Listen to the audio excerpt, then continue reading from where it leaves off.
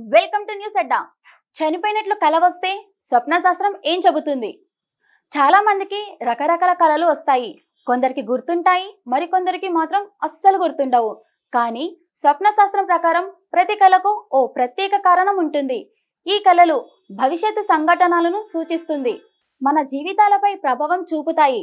మరణం లేదా ప్రమాదం గురించి కల వస్తే ఏం జరుగుతుంది అనేది తెలుసుకుందాం. కలలు ప్రతి వ్యక్తికి వచ్చే సహజమైన అనుభవం. పగటిపూట మనం చూసే లేదా ఆలోచించే విషయాలే కలలుగా వస్తాయని కొందరు నమ్ముతారు.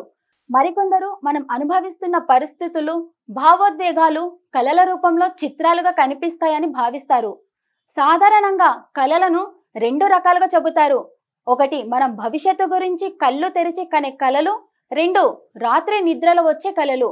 ఈ నమ్మకాలకు భిన్నంగా హిందూ కలల శాస్త్రం కలలను ఒక ప్రత్యేక కోణంలో చూస్తుంది.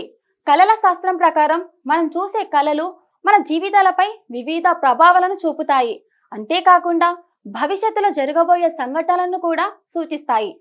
మరి ఎవరైనా తమ మరణం లేదా ఏదైనా ప్రమాదం గురించి పదే పదే కలలు కంటుంటే అది ప్రమాదానికి సూచననా?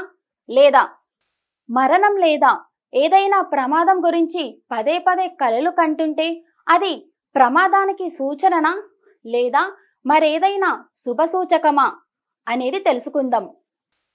మీ మరణం గురించి కల వస్తే అర్థం ఏమిటి?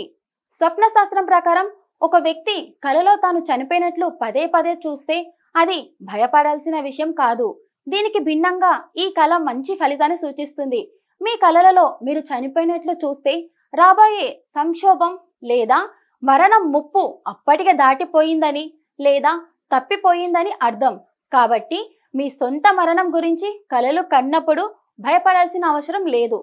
ప్రమాదంలో ఉన్నట్లు కలలు వస్తే అర్థం ఏమిటి?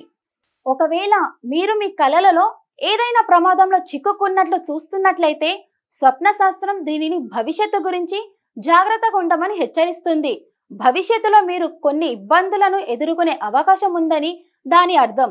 ఈ కల మిమ్మల్ని జాగ్రత్తగా అప్రమత్తంగా ఉండమని సూచిస్తుంది. ఈ కలలను కేవలం ఒక సూచనగా మాత్రమే పరిగణించాలని, అప్రమత్తతో ఉండటం ద్వారా రాబోయే ఇబ్బందులను ఎదుర్కోవచ్చని నిపుణులు చెబుతున్నారు.